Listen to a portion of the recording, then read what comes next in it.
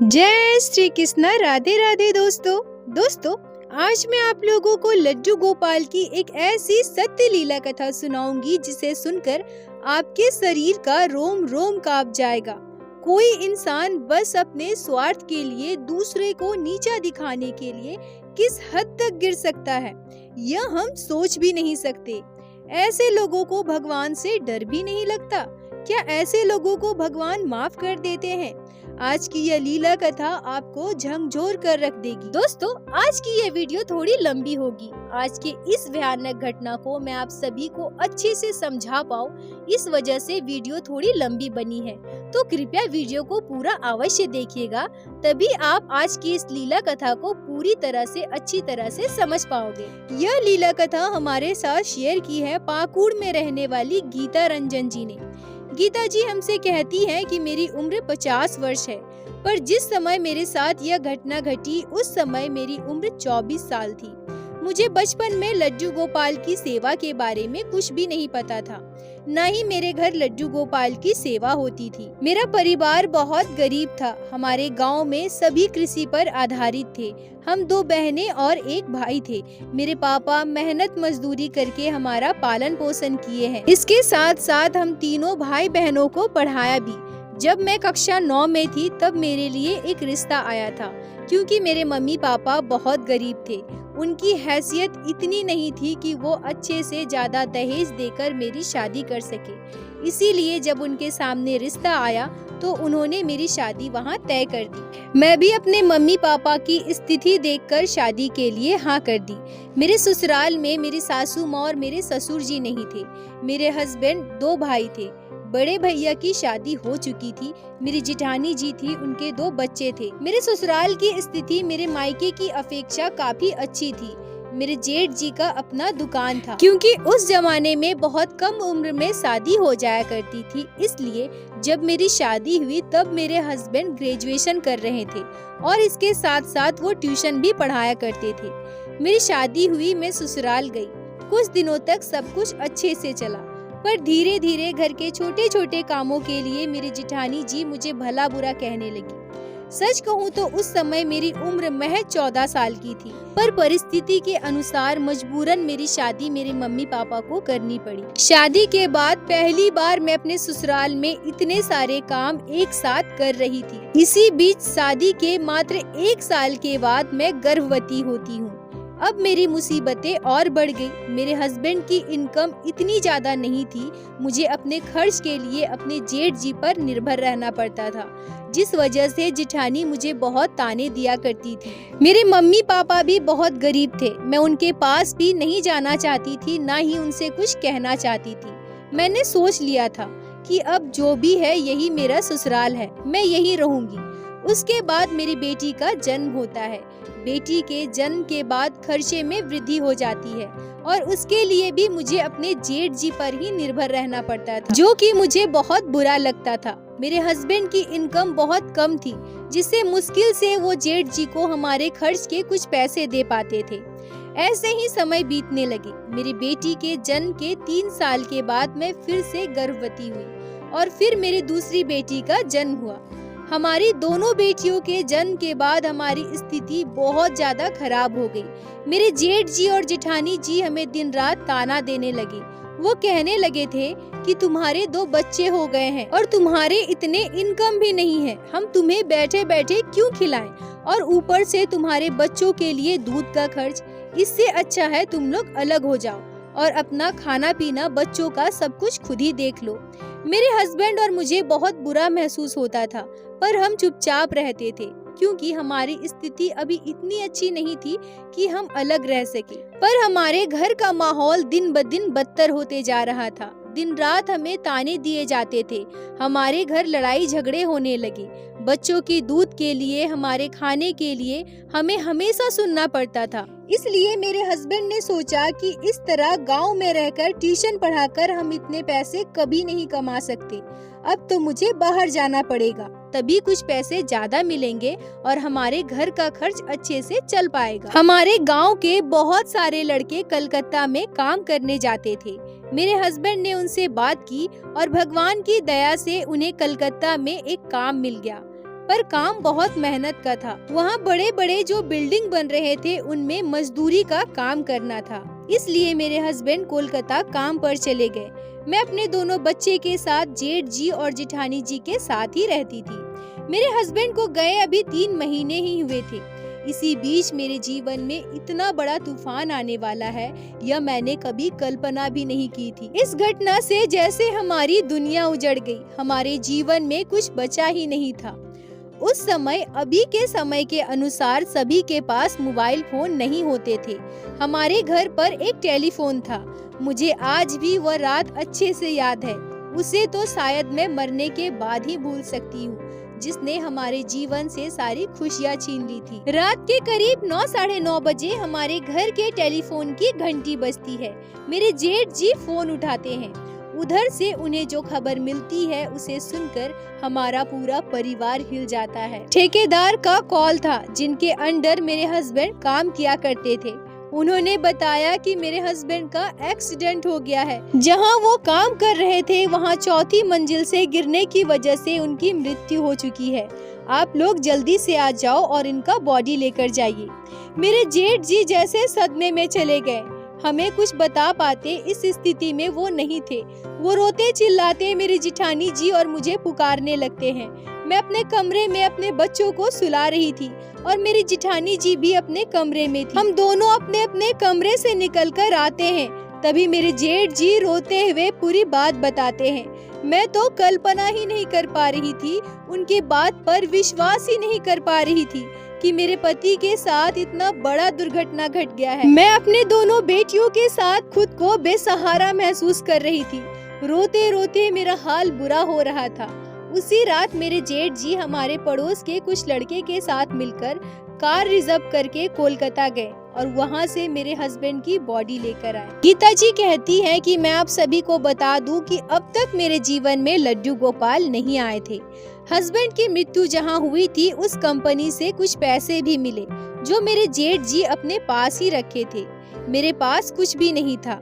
ना मैंने कभी अपने जेठ जी से पैसे की मांग की, क्योंकि मुझे पता था कि अब मेरा और कोई नहीं है। मेरे जेठ जी और मेरे जेठानी जी ही मेरे सब कुछ है। मेरी 2 छोटी छोटी बेटियां हैं, जिनकी जिम्मेदारी मैं खुद नहीं उठा सकती। मुझे इन पर ही निर्भर रहना पड़ेगा। पति का इस तरह से अचानक चले जाना मुझे बिल्कुल तोड़ चुका था। 2 बेटियों के साथ मैं अपने जीवन को आगे कैसे जीऊं, मैं समझ नहीं पा रही थी। मैं दिन रात रोती रहती। मैं बीमार रहने लगी थी, पर मुझे अपने दोनों बेटियों का मुंह देखकर उठना पड़ता था। मेरी जेठानी जी के काम करने पड़ते थे। इसी बीच मेरे हस्बैंड की मामी हमारे घर आती है और वो अपने साथ अपने लड्डू गोपाल को लेकर आई थी। गीता जी कहती हैं कि इससे पहले मैंने कभी लड्डू गोपाल की सेवा होते नहीं देखा था। मामी जी लगभग 15 दिनों तक हमारे घर पे रुकी थी। मैं जब देखती थी कि मामी जी सुबह सुबह उठकर लड्डू गोपाल को स्नान कराती है, उनका श्रृंगार करती है, 4 पहर लड्डू गोपाल को भोग लगाती है, रात को उन्हें सुलाती है, यह सब मुझे बहुत आश्चर्य करता था। मैं मामी जी से हर एक बात पूछा करती थी। मामी जी मुझे बहुत ही प्यार से लड्डू गोपाल की छोटी छोटी लीलाएं भी बताया करती थी, जो मामी जी ने खुद महसूस किया था। और साथ ही साथ मामी जी मुझे यह भी बताती थी कि लड्डू गोपाल की सेवा करने से हमारे मन को कितनी शांति मिलती है। लड्डू गोपाल को अगर हम किसी रिश्ते से अपनाते हैं और उनकी सेवा करते हैं तो हमारे बाल गोपाल हमारे हो जाते हैं और वो हमारे साथ हमेशा रहते हैं। ये सारी बातें सुनकर धीरे धीरे लड्डू गोपाल के प्रति मेरे मन में लगाव आने लगा। पता नहीं, शायद यह बाल गोपाल की ही कृपा है, जो 5-6 दिनों में ही मुझे लड्डू गोपाल के प्रति इतना लगाव महसूस होने लगा था कि मैं मामी जी से कहने लगी कि मामी जी आज मैं लड्डू गोपाल को भोग लगाऊं। और मामी जी भी मुझसे कहा करती थी कि बहू आज तुम लड्डू गोपाल को स्नान करवा दो, आज तुम लड्डू गोपाल को भोग लगा दो। सारी चीजें मुझे लड्डू गोपाल के और करीब ले जाने लगा। अब जब मम्मी ये सारी चीजें मुझे लड्डू गोपाल के और करीब ले जाने लगा। जब मामी जी के घर जाने का समय हुआ तब मैं बहुत उदास हो गई थी।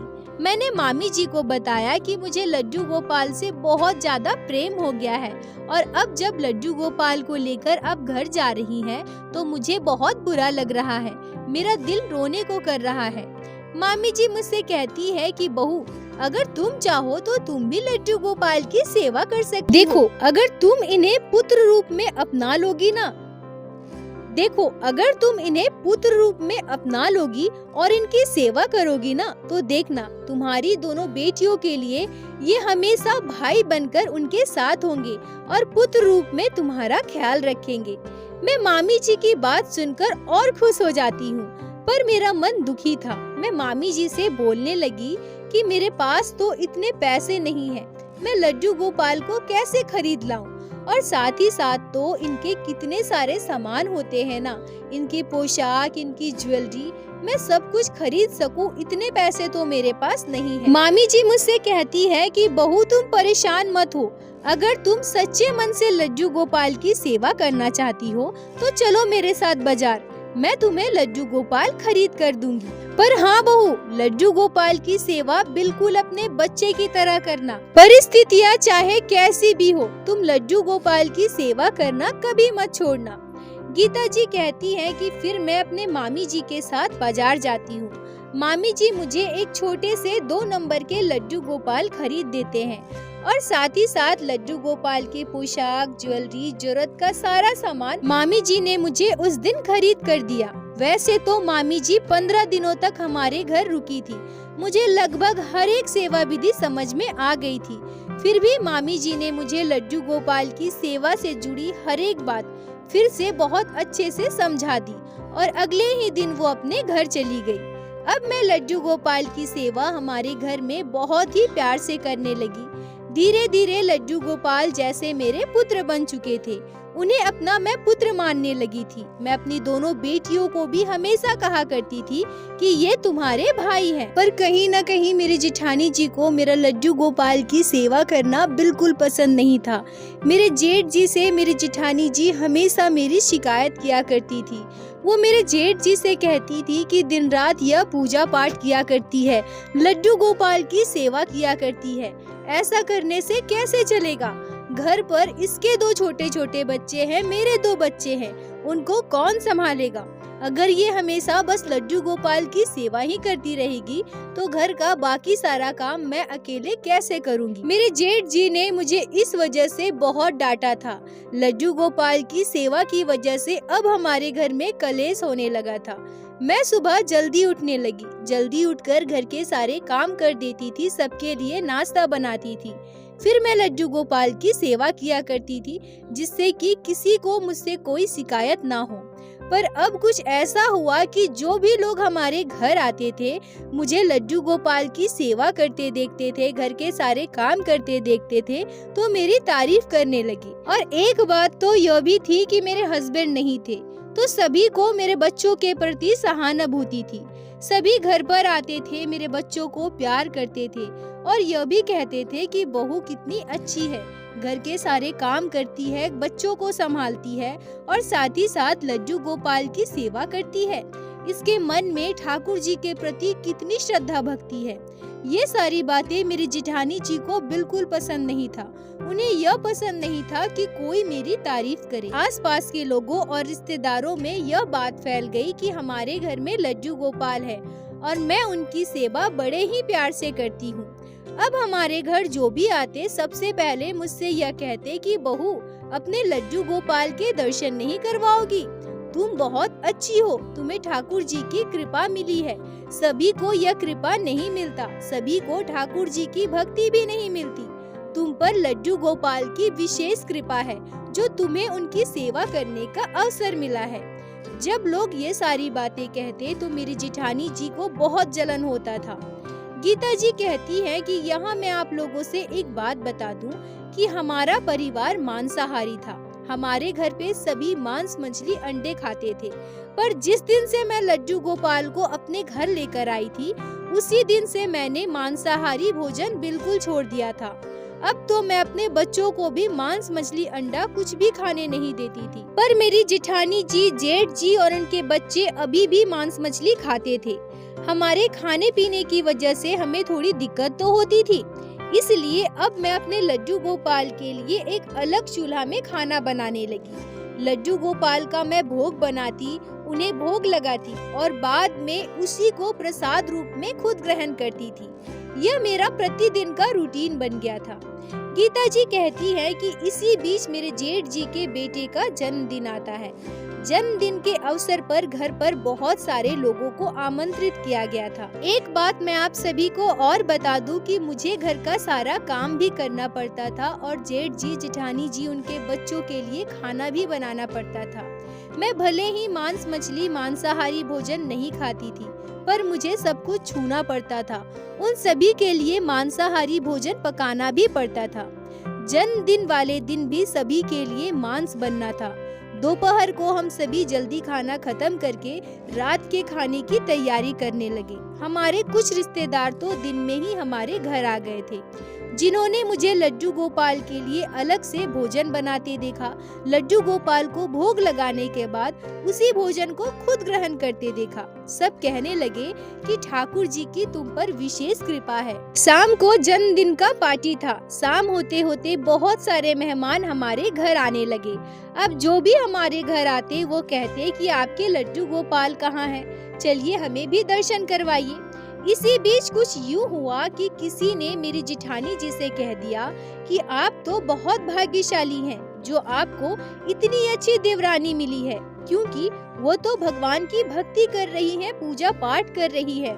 इसका फल तो पूरे परिवार को मिलेगा ना। देखिए आपसे कितनी छोटी है, फिर भी भक्ति भाव में आपसे कितनी बड़ी हो गई है। शायद मेरा उनसे तुलना करना मेरी जेठानी जी को बिल्कुल भी अच्छा नहीं लगा। उन्हें यह बात चुभ गई, पर सारे मेहमानों के बीच वो चुप रही। मेरी जेठानी जी का चेहरा देखकर मुझे साफ साफ पता चल रहा था कि वो कितना गुस्सा हो रही है। मुझे मन ही मन डर भी लग रहा था कि सारे मेहमानों के जाने के बाद वो मुझसे जरूर लड़ाई करेंगी। जन्मदिन की पार्टी खत्म हो गई। सभी मेहमान अपने अपने घर चले गए। इसी बीच मेरे लड्डू गोपाल के साथ कोई इतना गलत कर सकता है, ये मैंने कभी सोचा ही नहीं था। इतनी बड़ी घटना मेरे गोपाल के साथ घटेगी, यह मैं कभी कल्पना ही नहीं कर सकती। क्या कोई इंसान किसी दूसरे इंसान को नीचे गिराने के लिए भगवान के साथ ऐसा कर सकता है?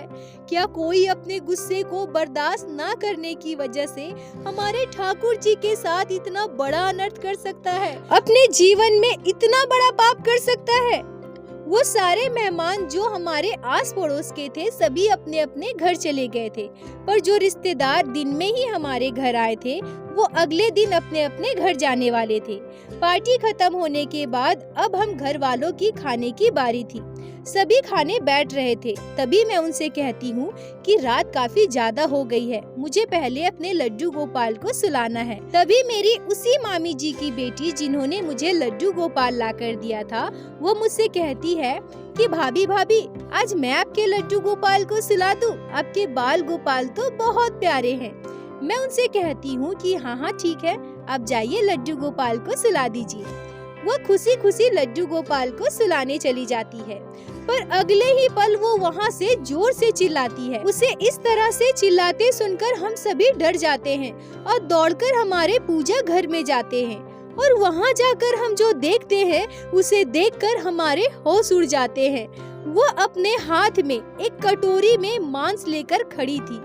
मैं उनसे पूछती हूँ कि ये क्या है, अब मांस लेकर यहाँ क्यों खड़ी है? वो हमसे कहती है कि भाभी यही लड्डू गोपाल की भोग की थाली के नीचे जमीन पर ये कटोरी में मांस रखा था। हम में से किसी को कुछ समझ नहीं आ रहा था कि पूजा घर में लड्डू गोपाल के श्री विग्रह के पास भोग की थाली के नीचे मांस की कटोरी कहाँ से आई। तभी अचानक मेरी जेठानी जी कहती है कि अच्छा ये चल रहा है। तभी मैं कहूँ कि मांस मछली खाने वाली, हमेशा अंडा खाने वाली औरत अचानक से मांस मछली कैसे छोड़ सकती है? ये सब तो दिखावा है। तुम्हें अगर मांस मछली खाना था तो खाती ना, इतनी नौटंकी करने की क्या जरूरत थी? हम में से किसी ने तो तुम्हें मना नहीं किया था ना कि तुम मांस मछली मत खाओ, और तुम खाई तो खाई। यहाँ लड्डू गोपाल के पास छुपा कर रखी थी। क्या तुम लड्डू गोपाल को मांस का भोग लगा दी थी? वैसे भी तुम जो भी भोग लगाती हो वही खाती हो ना। और वैसे घर में आज तो इतने अच्छे अच्छे पकवान बने हैं, मांस भी बना है, तो तुम अपना लालच कैसे रोक सकती थी? इसलिए तुमने ऐसा किया ना। दोस्तों, गीता जी जब ये सारी बातें मुझे बता रही थी तो वो लगातार रोए जा रही थी। वो मुझसे कहती है कि इस घटना को इतने साल हो गए हैं, पर आज भी जब मैं उस पल को याद करती हूँ तो मेरा पूरा शरीर कांप जाता है। मेरे पास शब्द नहीं थे। मैं अपने बाल गोपाल की तरफ देखकर लगातार रोई जा रही थी। मैं इतने सारे लोगों के बीच क्या कहूँ, मुझे कुछ समझ नहीं आ रहा था। मैं समझ नहीं पा रही थी कि मेरी जेठानी जी क्यों ऐसा कह रही हैं। वो तो महीनों से मुझे देख रही है ना। मैं तो बस अपने बाल गोपाल की सेवा करना चाहती थी। हमारे बहुत सारे रिश्तेदार वहाँ मौजूद थे। उनमें से कुछ बुजुर्ग महिलाएं मुझसे कहती हैं कि बहू, ऐसा जरूरी नहीं है कि तुम ठाकुर जी की सेवा कर रही हो तो तुम्हें अपने मन को मार कर सब कुछ छोड़ना पड़े। वो तो ठाकुर जी की कृपा जब होगी तो अपने आप सब कुछ छूट जाएगा। पर इस तरह से मंदिर में मांस छुपा कर रखना, वो भी लड्डू गोपाल की भोग की थाली के नीचे, ये कितना गलत है बहू। ये तो बहुत बड़ा पाप है। गीता जी रोते हुए कहती है कि मैं सबसे बार बार कहती हूँ कि मुझे नहीं पता यहाँ मांस कहाँ से आया है। मैंने ये मांस यहाँ नहीं रखा है। मैं अपने लड्डू गोपाल के पास मांस क्यों रखूंगी?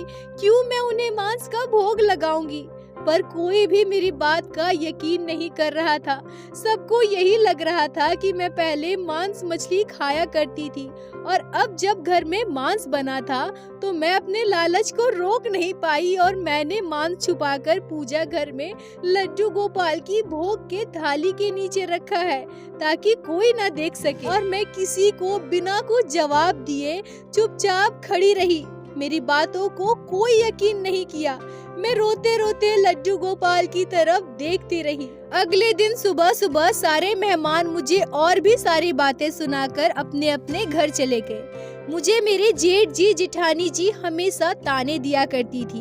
वो मुझसे अब कहने लगी कि अब ये पूजा पाठ का दिखावा क्यों कर रही हो। धीरे धीरे समय बीतता रहा। मैं अपने लड्डू गोपाल की सेवा वैसे ही करती रही जैसे मैं किया करती थी। एक दिन मेरे लड्डू गोपाल की सेवा करने को लेकर मेरी जेठानी जी मुझसे लड़ने लगी। पता नहीं यह बात मेरे मन में अचानक कहां से आ गई। मैंने उनसे कह दिया कि आप मेरे साथ जो अत्याचार कर रही हैं उसे तो मैं सह रही हूँ, पर उस दिन मेरे लड्डू गोपाल के साथ आपने जो गलत किया था ना, आपने जो पाप किया था, आप देख लेना, ठाकुर जी आपको कभी माफ नहीं करेंगे। मुझे सब पता है, उस दिन आपने ही सब कुछ किया था। मेरी बात सुनते ही मेरी जेठानी जी गुस्सा हो जाती है और मुझसे कहने लगती है कि क्या कहा तुमने? मुझे मेरे पापों का फल मिलेगा? वो सब मैंने किया है ना? तो हाँ ठीक है, मैंने किया है और मैं देखती हूँ मुझे क्या सजा मिलती है। एक तुम ही पूजा पाठ नहीं करती हो, मैं भी भगवान की सेवा करती हूँ, मैं भी पूजा पाठ करती हूँ। मैं भी देख लूंगी कि किसकी भक्ति में ज्यादा शक्ति है। उस दिन मेरा शक यकीन में बदल गया कि ये सब जेठानी जी ने ही किया है। उसी दिन से मुझे उनसे घृणा होने लगी और साथ ही साथ उन पर तरस भी आने लगी। उनकी मानसिकता कितनी छोटी है, कितनी गिरी हुई है, जो उन्होंने मेरे बाल गोपाल के साथ ऐसा किया है, वो भी बस मुझे गलत दिखाने के लिए। समय बीतता गया। मेरी दोनों बेटियां पढ़ने लिखने में काफी अच्छी थी। मेरी बड़ी बेटी की शादी तो मेरे जेठ जी और जेठानी जी ने बहुत कम उम्र में कर दी और मैं भी उन्हें कुछ नहीं बोल पाई क्योंकि मैं तो उन पर ही निर्भर थी। मेरी बड़ी बेटी का ससुराल बहुत अच्छा है, उसके सास ससुर उसके हस्बैंड बहुत अच्छे हैं। मेरी छोटी बेटी को पढ़ाने की पूरी जिम्मेदारी मेरी बड़ी बेटी और मेरी दामाद ने ले ली और उन्होंने मेरी छोटी बेटी को अच्छे से पढ़ाया लिखाया। अभी मेरी छोटी बेटी सरकारी नौकरी कर रही है। अब इसकी भी शादी हो गई है। मैं अपनी छोटी बेटी के साथ ही रहती हूँ। गीता जी कहती है कि अपने जीवन में मैंने बहुत उतार चढ़ाव देखे। पति के ना होने के बाद कैसे एक महिला को किसी और पर निर्भर रहना पड़ता है, कैसे उनके ताने, उनके अत्याचार सहते हुए 2 बच्चों का भार ढोना पड़ता है, ये सब मैंने झेला है। साथ ही साथ मेरी भक्ति की वजह से मुझे कितना दुख मिला, मुझे कितना सताया गया, मुझे हर बार रोका गया, पर मैंने कभी भी लड्डू गोपाल की सेवा नहीं छोड़ी। आज उसी के परिणाम स्वरूप मेरी दोनों बेटियों की शादी अच्छे घर में हुई है। दोनों अपने अपने घर में बहुत सुखी है और मैं भी अपने बेटी के साथ खुशी खुशी अपने बाल गोपाल की सेवा करती हूँ। मेरी जिठानी जी पिछले 3 वर्षों से बीमार है। उन्हें ऐसी भयानक बीमारी हुई है जो मैं नहीं चाहती कि कभी किसी दुश्मन के साथ भी हो। उनके गले में कैंसर हो गया है। मैं अपने छोटी बेटी के ससुराल रांची में ही रहती हूँ। यहाँ मेरी बेटी नौकरी भी करती है। मैं तो यह नहीं कहूँगी कि मेरे जेठानी जी के साथ जो हुआ वो अच्छा हुआ, उन्हें उनके कर्मों की सजा मिली। पर एक बात तो है, जो जैसा करेगा वैसा भरेगा। उन्होंने जो इतना बड़ा पाप किया था, क्या वो सही था? और इंसान को अपने कर्मों का फल तो भुगतना ही पड़ता है। गीता जी, आपका बहुत बहुत धन्यवाद जो आपने लड्डू गोपाल की इस भयावह लीला कथा को हमारे साथ शेयर की, जिसको मैं हमारे चैनल के माध्यम से बाकी सारे भक्तों तक पहुंचा सकी। दोस्तों, यह घटना इतनी भयानक है, इतनी आश्चर्य कर देने वाली है कि मेरे रोंगटे खड़े हो गए। कोई ऐसा कैसे कर सकता है? ऐसे लोगों को भगवान से डर नहीं लगता? क्या उन्हें यह पता नहीं है कि वो कितना बड़ा पाप कर रहे हैं? और आज जो गीता जी की जिठानी जी भुगत रही हैं, हो ना हो यह उनके कर्मों का ही फल होगा। हम इंसानों को यह क्यों लगता है कि जो हम दुनिया से छुपा कर रहे हैं वह किसी को पता नहीं चलेगा? भगवान सब देख रहे हैं, सभी का हिसाब होगा, सभी को उनके कर्मों की सजा मिलेगी। दोस्तों, एक बार मेरे साथ प्रेम से कहिए, बोलो बाके बिहारी लाल की जय, लड्डू गोपाल की जय, जय जय श्री राधे।